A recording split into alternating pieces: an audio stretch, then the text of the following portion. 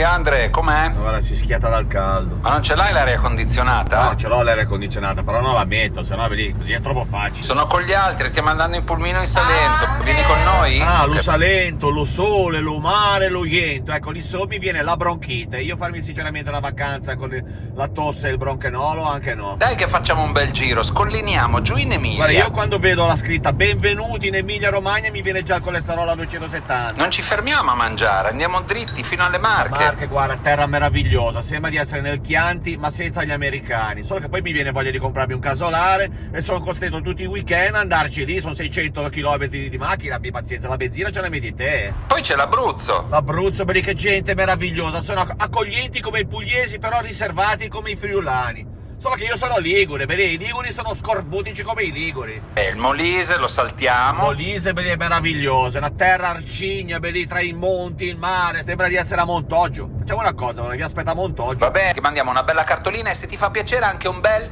vaffanculo! Delle volte un bel vaffanculo può far piacere.